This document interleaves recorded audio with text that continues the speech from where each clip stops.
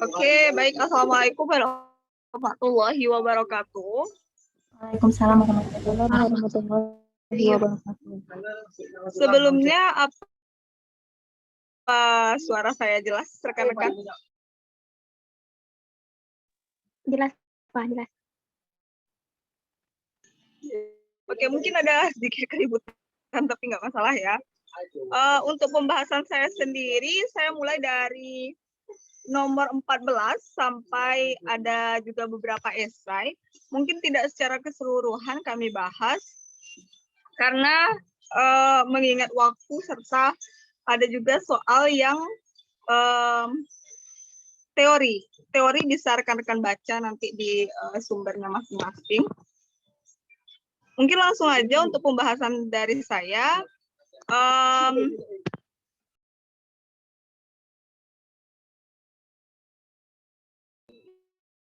Bagaimana, Jum? Oke, sebelumnya untuk rekan-rekan yang bisa on cam, mungkin bisa on cam terlebih dahulu, karena kami mau mengambil bukti dokumentasi. Silahkan rekan-rekan yang bisa on cam.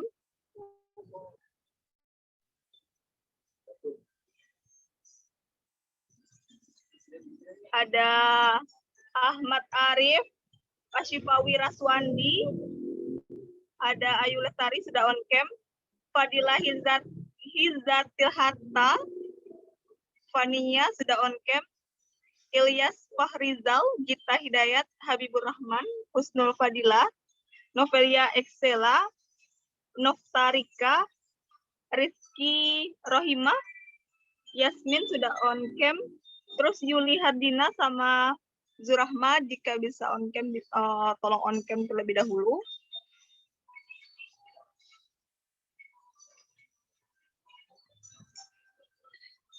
Baik, langsung saja ya, Jom. Lanjut. Oke, untuk soal yang sebelumnya rekan-rekan sudah ada soal yang di-share di grup.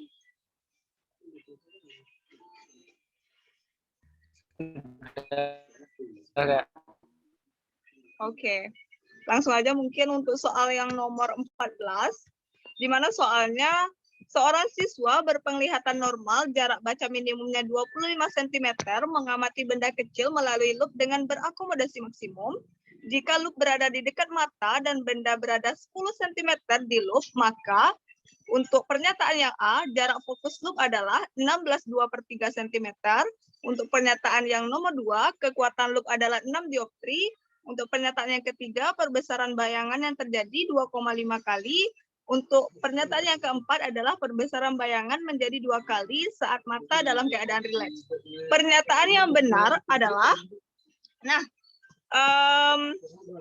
sebelumnya kita harus mencari jarak fokus loop itu tersendiri.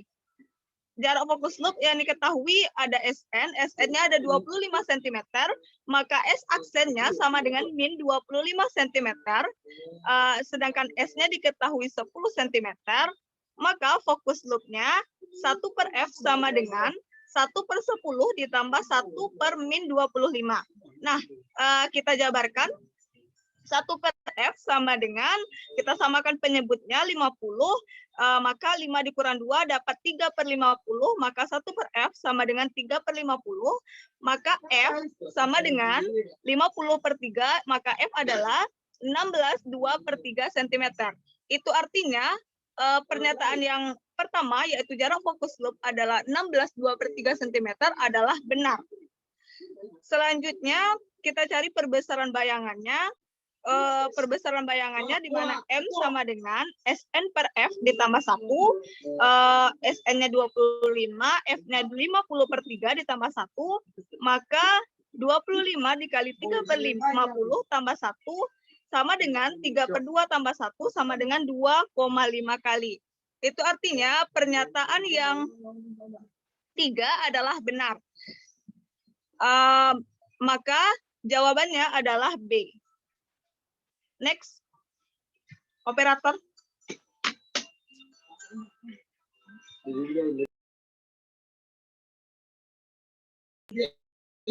Operator next.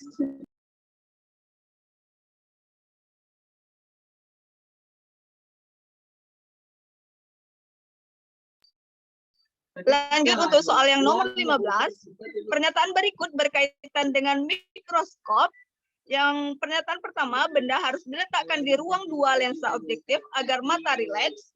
Yang kedua, bayangan akhir yang terbentuk memiliki sifat maya terbalik dan diperbesar. Yang ketiga, benda diletakkan di titik fokus okuler agar mata berakomodasi maksimum. Yang keempat, lensa yang digunakan adalah dua lensa cembung yang berfungsi sebagai lensa objektif dan okuler. Pernyataan yang benar adalah, nah, untuk nomor 15 ini, pernyataan yang benarnya adalah pernyataan 2 dan 4. Yaitu bayangan akhir yang terbentuk memiliki sifat maya, terbalik, diperbesar. Dan yang keempat, lensa yang digunakan adalah dua lensa cembung yang berfungsi sebagai lensa objektif dan okuler. Nah, untuk pernyataan ini sendiri bisa adik-adik lihat di sumber bacaannya, baik itu dari internet ataupun dari buku bacaannya. Ini merupakan soal teori. Selanjutnya operator. Baik, untuk soal 16 sampai 20 di mana perintahnya jika jawabannya A yaitu pernyataan 1, 2 dan 3 benar. Jika jawabannya B, pernyataan 1 dan 3 benar. Jika untuk jawabannya C, jika pernyataan 2 dan 4 benar. Jawabannya D, pernyataan 4 yang benar. Dan jawabannya E, jika semua pernyataan adalah benar. Selanjutnya kita bahas nomor 16, kakak tinggalkan saja langsung ke nomor 17. Di mana nomor 17 jawabannya adalah B, yaitu pernyataan 1 dan 3 adalah benar. Untuk teori dari nomor 17 ini sendiri bisa adik-adik baca di sumber buku bacaannya. Lanjut untuk nomor 18. Untuk sesi tanya jawab mungkin nanti di terakhir kita lanjut aja ke soal berikutnya terlebih dahulu. Untuk nomor 18, dua orang anak A dan B berpisah, di mana A tetap diam di bumi, sedangkan B pergi dengan pesawat antariksa ke ruang angkasa dengan kecepatan tetap 0,6 C. Di atas pesawat, si B mengarahkan kedipan sinar laser ke detektor sebanyak 2 kali dengan selang waktu 5 detik yang dapat dilihat oleh A di bumi. Maka, pernyataan yang satu, selang waktu kedipan sinar laser menurut A adalah waktu yang sesungguhnya, dan menurut B adalah dilatasi waktu. Pernyataan yang kedua, A mengamati selang waktu. Gimana? Silakan on cam adik-adik semuanya jika oke. Nomor 2, A mengamati selang waktu antara 2 kedipan sinar laser sama dengan 5 detik. Yang ketiga, A mengamati selang waktu antara 2 kedipan sinar laser kecil dari 5 detik. Dan 4, A mengamati selang waktu antara 2 kedipan sinar laser besar dari 5 detik. Nah, dari soal kita ketahui bahwasannya V itu sama dengan 0,6 C, delta T aksennya 5 sekon, maka delta T sama dengan delta T aksen per akar dari 1 kurang P kuadrat per C kuadrat. Sama dengan 5 per akar 1 dikurang 0,36 sama dengan 5 per 0,8 sama dengan 6,25 sekon. Itu artinya jawabannya adalah D, yaitu D, di mana pernyataan 4 saja yang benar, yaitu A mengamati selang waktu antara 2 kedipan sinar laser besar dari 5 detik. Selanjutnya, untuk nomor 19,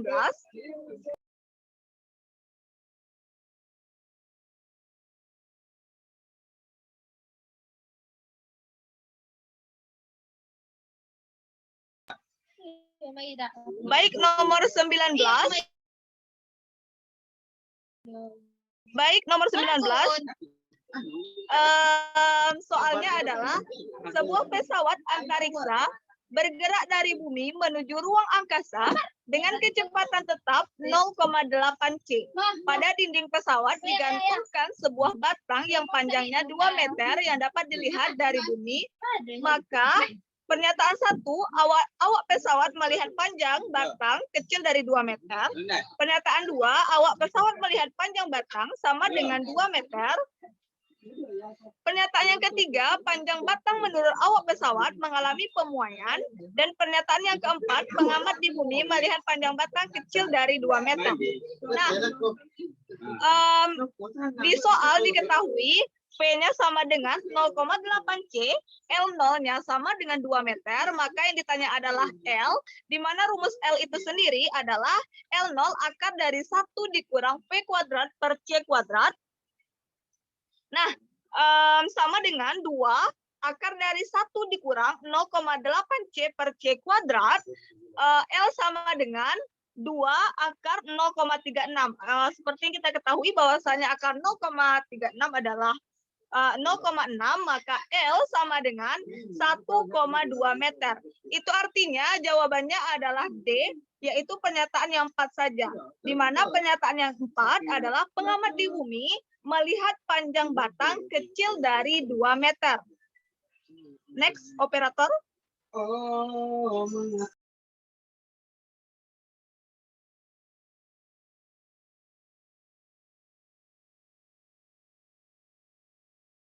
Baik, langsung saja ke soal esai, di mana saya membahas nomor 3 dan juga nomor 5.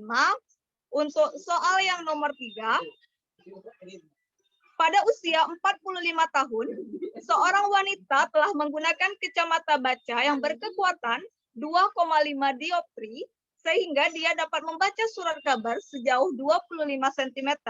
Sekarang dia berusia 55 tahun, dan dia menyadari bahwa dia harus memegang surat kabarnya pada jarak 31 cm agar dapat melihat dengan jelas saat menggunakan kacamatanya. Kacamata yang digunakan oleh wanita tersebut berada 1 cm dari matanya. Untuk pertanyaan yang A, menurut saudara, wanita tersebut menderita rabun jauh atau rabun dekat? Mengapa? Untuk pertanyaan yang B, berapakah titik dekatnya saat berusia 45 tahun? Untuk soal yang C, berapakah titik dekatnya sekarang? Dan untuk soal yang D, berapakah kekuatan lensa yang dibutuhkan sekarang agar dia dapat kembali membaca surat kabar pada jarak 25 cm? Nah, seperti yang diketahui dari soal, usia 45 tahun, wanita ini menggunakan kacamata baca yang berkekuatan 2,5 dioptri, sehingga dia dapat membaca sejauh 25 cm. Dan usia 55 tahun, wanita ini dapat membaca pada jarak 31 cm. Itu artinya, untuk pernyataan yang A, wanita tersebut menderita rabun jauh atau rabun dekat. Mengapa? Katakan. Nah, jawabannya adalah menderita rabun dekat atau hipermetropi. Karena wanita tersebut tidak dapat melihat dengan jelas benda-benda yang letaknya dekat. Pada rabun dekat sendiri, titik dekatnya lebih jauh daripada titik dekat mata normal, di mana titik dekat mata normal itu, di mana titik dekatnya adalah besar dari 25 cm.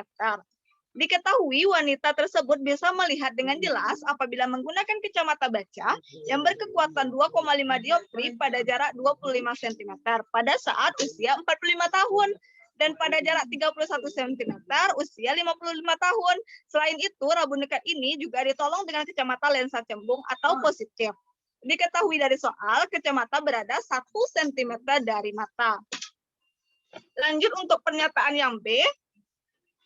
Titik di mana untuk soal yang B adalah kecepatan, mohon maaf, berapa titik dekatnya saat berusia 45 tahun.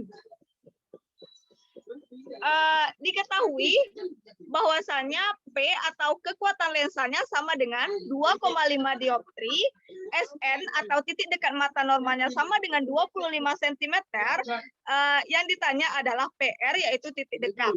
Nah, P ini rumusnya sama dengan 100 per SN dikurang 100 per PR. Maka kita cari PR-nya 2,5 sama dengan 100 per 25 dikurang 100 per PR. 2,5 sama dengan 4 dikurang 100 per PR. Kita pindah ruaskan, 4 dikurang 2,5 sama dengan 100 per PR. 4,5 sama dengan 100 per PR, maka PR sama dengan 66,67 cm. Dijawabkan soal yang A tadi, di mana soal yang A itu rabun dekat ini titik dekatnya besar dari 25 cm. Sedangkan wanita ini titik dekatnya adalah 66,67 cm. Terjawab sudah untuk pernyataan yang A. Oke, untuk soal yang C,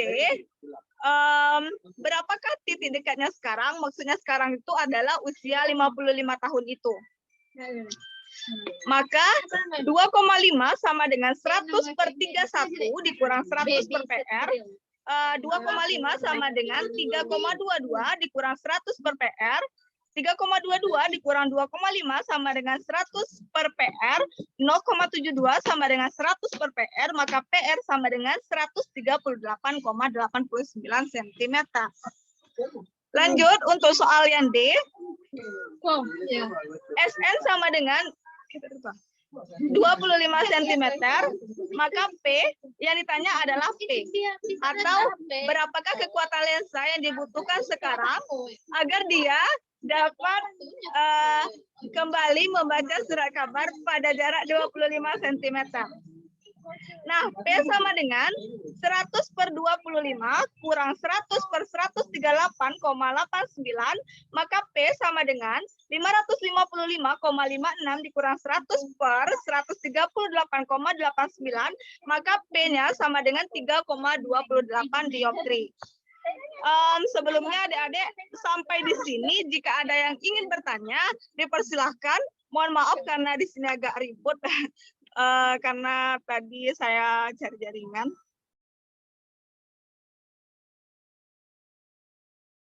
Jika ada yang bertanya, dipersilahkan. Atau lanjut aja. Atau Kak, penjelasan Kakak terlalu cepat. Iya, jika ada yang bertanya, disilahkan. Atau mau mengulang misalnya. Terlalu cepat, Kak, nomor berapa? Bilang aja.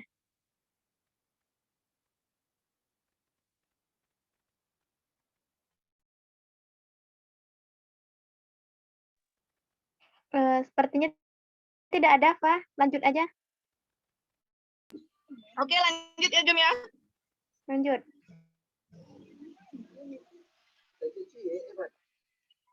Baik, selanjutnya saya membahas nomor 5 esai, di mana soal nomor 5 adalah sinar X dengan panjang gelombang 0,200 nm didatangkan pada suatu lempeng karbon yang tipis. Jika sinar X yang dihamburkan membentuk sudut 90 derajat terhadap arah semula, tentukanlah yang A panjang gelombang terhambur, yang B energi sinar X terhambur, dan yang C energi kinetik elektron yang terpancar.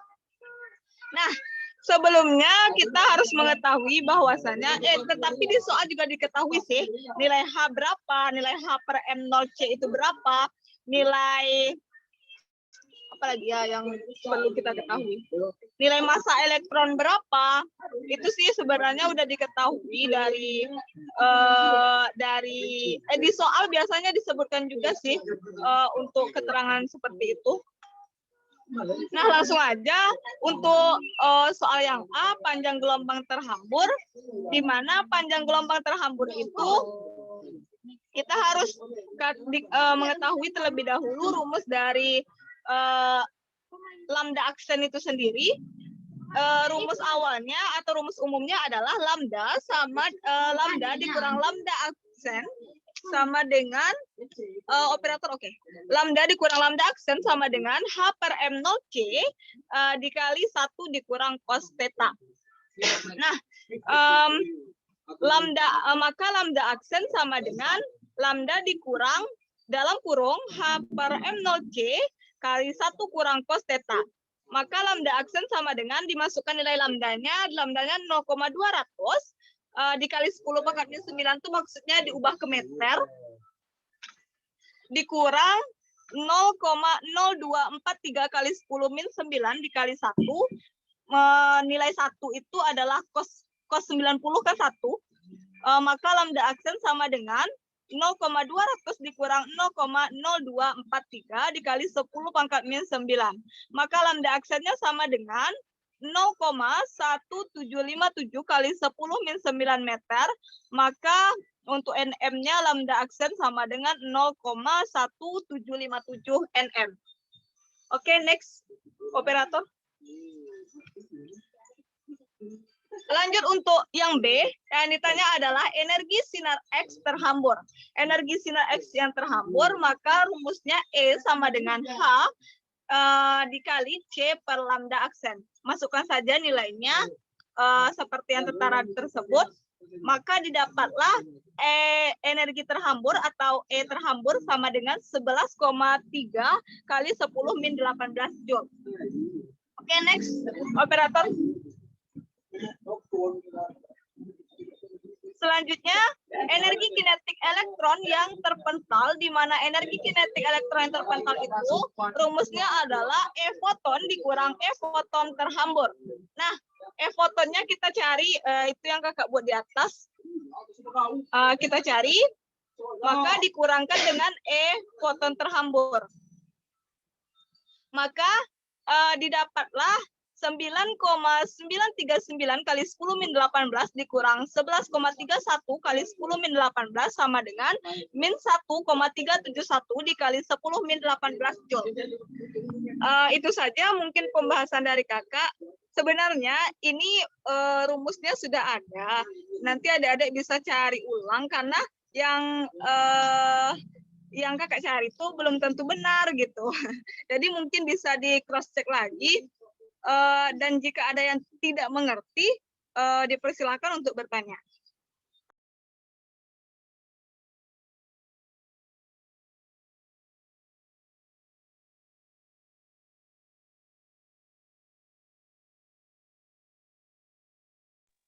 Sebelumnya apa Najmi sudah bergabung? Tadi sudah, Pak, tapi sekarang nggak tahu. Oh, sudah, Mel. Sudah. Oke, Mi. Aku menunggumu, Mi.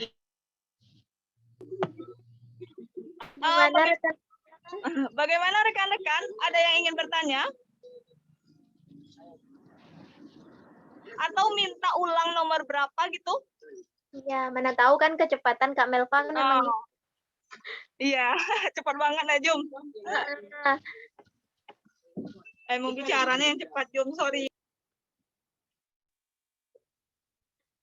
Mungkin udah paham mungkin Pak. Mungkin butuh pemahaman sedikit-sedikit aja lagi.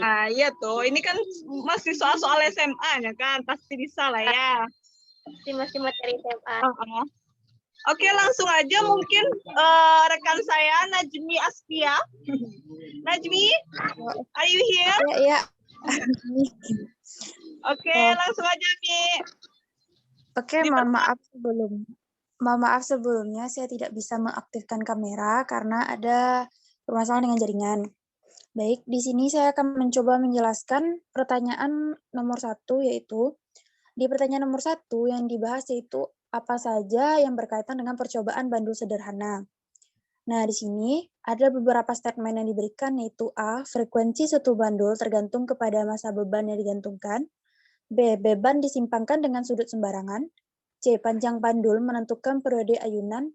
D, nilai kecepatan gravitasi yang digunakan tetap di semua tempat. Dan E, semua pernyataan benar. Dilihat dari rumusnya, yaitu ayunan sederhana terbagi dari periode dan frekuensi. Untuk T sama dengan 2V akar L per G. Dan untuk frekuensinya yaitu sama dengan 1 per 2V akar G per L. Dari hubungan rumus bisa kita ketahui bahwa panjang bandul atau L akan mempengaruhi periode ayunan. Maka dari itu jawabannya C. Operator bisa tolong next nomor 3. Untuk pertanyaan nomor 3 yaitu, sebuah partikel bergerak harmonis sederhana setelah 3 kali melewati titik setimbangnya. Partikel tersebut memiliki kecepatan 5 cm per sekon. Bila periode gerak partikel adalah 9 detik, maka kecepatan partikel saat melewati titik setimbang adalah berapa sentimeter. Di sini kita menggunakan rumus berlapis. Yang pertama yaitu kita cari kecepatan sudutnya. Kecepatan sudut itu rumusnya yaitu 2pi per periode atau 2pi dikali dengan frekuensi. Karena periode sudah diketahui, maka dimasukkan saja 2pi per 9. Untuk persamaan kecepatan yaitu kecepatan sama dengan A omega cos dalam kurung omega dikali T. Kita cari dulu nilai A-nya.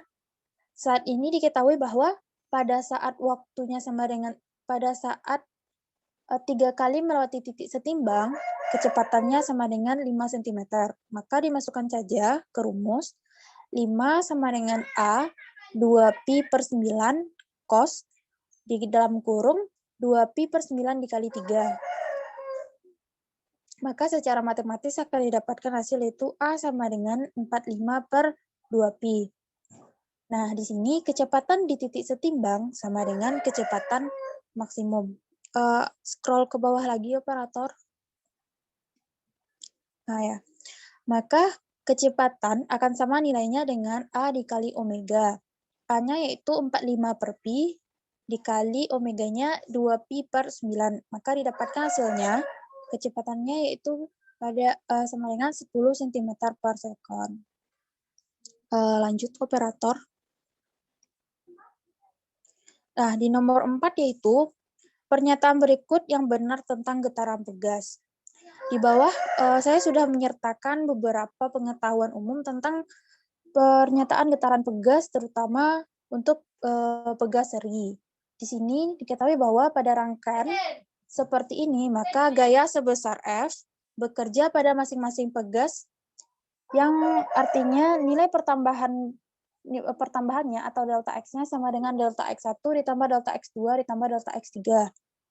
Maka dari soal yang benar yaitu jawabannya pada susunan seri, pertambahan panjang pegas diganti sama dengan jumlah pertambahan panjang masing-masing pegas. Kalau untuk pertambahan panjang pada paralel, maka delta X1 akan sama nilainya dengan delta X2 sama dengan delta X3 dan delta X seterusnya. Baik, lanjut nomor 6, operator. Nomor 6 yaitu seutas kawat mempunyai massa 0,3 kg dan panjang 6 meter. Tegangan diberikan pada kawat dengan menggantungkan beban 2 kg di ujung kawat. Bisa dilihat pada gambar. Waktu yang diperlukan gelombang untuk merambat melalui kawat yang terentang horizontal, berarti yang panjangnya 6 meter, dari ujung yang satu ke ujung yang lain adalah, untuk itu rumus kecepatannya itu sama dengan akar gaya per M massa per L. Karena bisa disederhanakan menjadi kecepatan sama dengan akar gaya dikali L per M. Nah, untuk M yang di atas yaitu M benda, karena F gaya itu bisa dicari dengan rumus W, karena ada gaya tarik benda ke bawah, maka dibuat dengan kecepatan sama dengan akar M benda, massa benda, dikali dengan kecepatan gravitasi, dikali dengan L per M. Di sini teman-teman bisa memasukkan nilainya. M bendanya tadi diketahui dalam soal 2 kg. Untuk G sama dengan 10 meter per sekon. Panjangnya yaitu 6 meter per massa kawat 0,3. Maka didapatkan nilainya sama dengan kecepatannya 20 meter per sekon. Nah, yang ditanya waktu untuk merambatkan gelombang dari ujung satu ke ujung yang lain dari kawat yang 6 meter tadi. Maka X sama dengan kecepatan dikali dengan waktu, maka waktu sama dengan jaraknya per kecepatan. Di sini jaraknya itu 6 dengan kecepatan 20, maka kita bagi saja, T sama dengan 0,3 sekon. Baik, selanjutnya nomor 8. Nah, soal nomor 8 yaitu, pada seutas tali yang panjangnya 1,2 meter dan masanya 200 gram, terbentuk 1,5 gelombang sinusoida dengan frekuensi 50 Hz. Berdasarkan data tersebut, maka yang ditanya yaitu periode dan tegangan talinya. Di sini kita cari dulu periodenya. Cari periode yaitu 1/F. Di sini kan frekuensinya sudah diketahui, maka teman-teman bisa langsung masukkan 1/50, maka didapatkan 0,02 sekon. Sedangkan lambda yaitu mencarinya 1,2 per 1,5, yaitu panjangnya per gelombang. Dibentuk, maka didapatkan lambdanya 0,8 meter. Untuk kecepatan yaitu rumusnya lambda dikali dengan frekuensi, masukkan saja angkanya, maka didapatkan 40 meter per sekon. Nah, untuk kecepatan tadi juga bisa dicari dengan rumus akar FL per M. Ini untuk mencari tegangan talinya. Karena tegangan tali itu sama dengan gaya, maka secara matematis nanti bisa kita tukar kecepatan kuadrat sama dengan F dikali L per M. Masukkan saja rumusnya, kemudian pindahkan ruasnya agar F-nya jadi sama dengan, maka F gayanya sama dengan 800 per 3. Didapatkan hasilnya 266,67 Newton. Lanjut, nomor 9. Nomor 9 yaitu melatih mengendarai mobil dengan laju 72 km per jam. Sebuah mobil polisi menyusul dengan laju 90 km per jam sambil membunyikan sirine pada frekuensi 240 Hz. Frekuensi bunyi sirine yang didengar melati adalah, sebenarnya jika memakai logika, teman-teman bisa berpikir bahwa jika frekuensi sumbernya saja 240, maka kalau menjauh atau mendekat pun, maka frekuensi yang kita dengar akan selalu lebih rendah dari 240 Hz, tidak akan mungkin melebihi. Namun secara matematis itu bisa dicari dengan rumus efek Doppler, yaitu frekuensi pendengar sama dengan kecepatan rambat bunyi plus minus kecepatan pendengar per kecepatan rambat bunyi plus minus kecepatan sumber dikali dengan frekuensi sumber. Di sini kan sudah diketahui kecepatan mobil atau Fs-nya 90 km per jam sama dengan 25 meter per sekon. Sedangkan frekuensi sumbernya yaitu Fs sama dengan 240 Hz. Kecepatan melati yaitu Fp sama dengan 72 km per jam atau 20 meter per sekon. Dan cepat rambat bunyi selalu konstan yaitu 330 meter per sekon. Nah, di sini pemakaian tambah dan kurang itu tergantung apabila si pendengar menjauh atau mendekati. Karena pendengar dan sumbernya sama-sama mendekati, maka nilainya plus-plus, maka dapatkan Fp sama dengan F ditambah Fp per V ditambah Vs dikali dengan frekuensi sumber. Di sini teman-teman tinggal masukkan saja angka-angka yang sudah diketahui sebelumnya, maka dapatnya hasilnya yaitu 236 per 62 Hz. Nah, di sini bisa dibuktikan bahwa frekuensi yang didengar akan lebih rendah dari frekuensi sumber. Lanjut, nomor 10. Suatu pabrik tekstil mengoperasikan 100 buah mesin identik serentak. Taraf intensitas bunyi yang dihasilkan adalah 40 desibel. Suatu saat, taraf intensitas bunyi yang dihasilkan sejumlah mesin identik adalah 90 desibel. Maka jumlah mesin yang digunakan saat itu adalah, di sini kita menggunakan rumus T untuk mencari keadaan 1, maka T ln 1 sama dengan TI ditambah 10 log N. Nah, untuk di sini, yang pertama taraf intensitas satunya yang diketahui yaitu 40 desibel. Maka 40 desibel sama dengan taraf intensitas ditambah 10 log, karena sumber suaranya itu ada 100 mesin identik, maka N-nya sama dengan 100. Di sini teman-teman tinggal masukkan saja nilainya dan dicari secara matematis, maka didapatkan untuk TI yang satu yaitu 60. Kemudian nanti TI yang satu yang didapatkan ini dimasukkan untuk mencari keadaan 2. Di keadaan 2, taraf intensitasnya diketahui yaitu 90 desibel. Yang dicari adalah N-nya. Maka tinggal masukkan saja nilai yang diketahui yaitu taraf intensitas 2 sama dengan 90, taraf intensitas yang diketahui yaitu 60, 10 ditambah 10 log N, N yang dicari. Maka didapatkan secara matematis nantinya N-nya sama dengan 1000. Jadi jumlah mesin yang digunakan yaitu 1000 mesin. Lanjut nomor 11.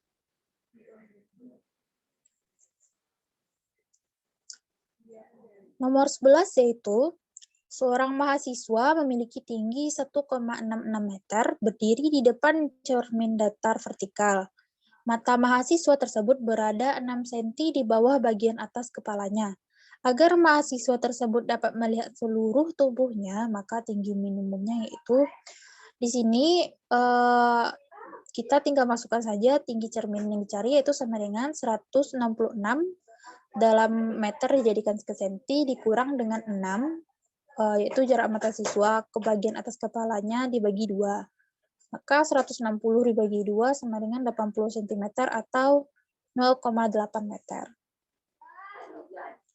Lanjut nomor 12, yaitu sebuah jarum pentul yang berdiri tegak diletakkan pada jarak 5 cm di sebuah cermin cekung yang jari-jarinya 4 cm. Sifat bayangan yang dihasilkan adalah karena di sini tidak diketahui berapa tinggi jarum pentul, berapa jarak fokusnya, dan berapa jarak bayangannya, maka kita cari terlebih dahulu. Di sini diketahui yaitu S-nya sama dengan 5 cm dan R-nya sama dengan 4 cm.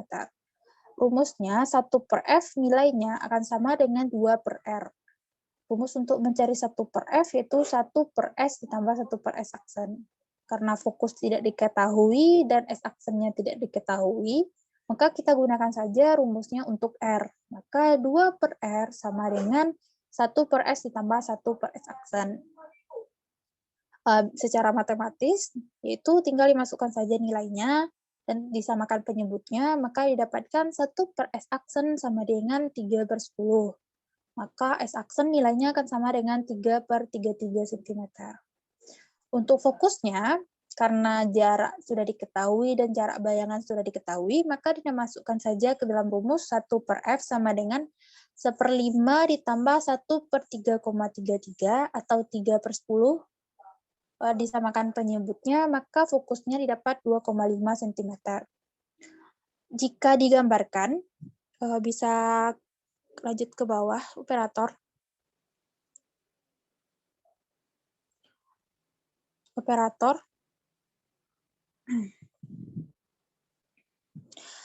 Di bawah sudah diberikan beberapa gambaran bagaimana pembiasan atau pembentukan bayangan yang ada di cermin cekung.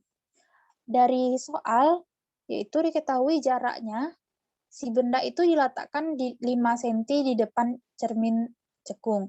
Sedangkan fokusnya itu 2,5. Maka seperti pelajaran di SMA, kita bagi ruangnya dalam 4 ruang, yaitu ruang 1 antara lensa antara cermin dengan fokus, ruang 2 antara fokus dengan M-nya, dan ruang si cermin. Nah, karena si bendanya diletakkan 5 cm, maka terletak di ruang 2. Karena ruang 2, maka bayangan akan terletak di ruang 3 dengan sifat bayangan nyata, terbalik, dan diperbesar. Sekian dari saya kembalikan kepada moderator.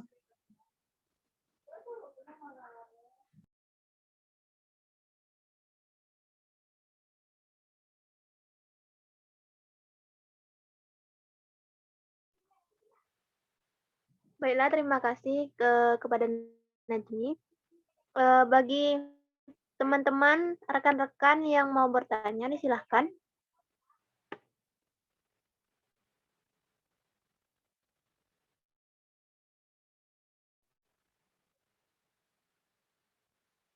Apakah tidak ada yang mau bertanya?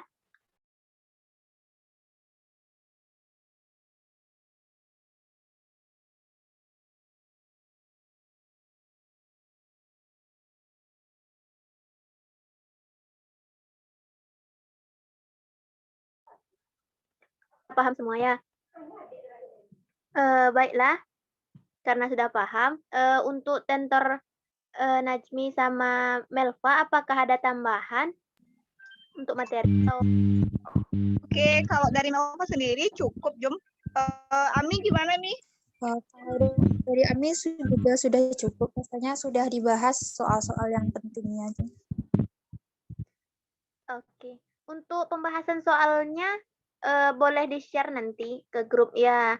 Soalnya tadi Jum lihat ada beberapa yang materi gitu kan, tapi udah terisi tapi nggak dijawab. Mana tahu adik-adiknya mau jadi referensi atau pedoman untuk belajar. Boleh, Jum. Silakan. Mungkin untuk mengakhiri tentor kita hari ini, bisa yang tidak terkendala jaringan untuk on cam dulu kita sesi dokumentasi.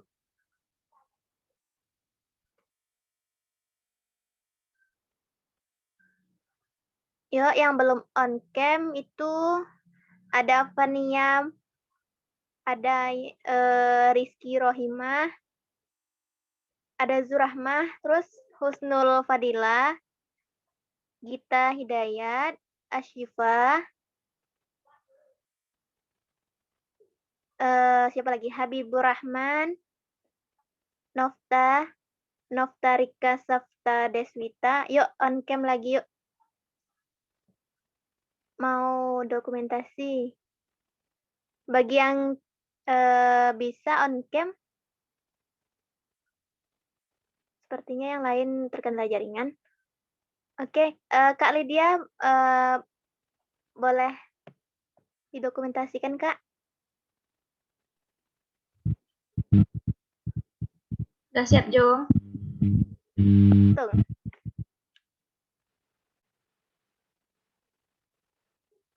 Satu, dua, tiga. Satu kali lagi, Lydia.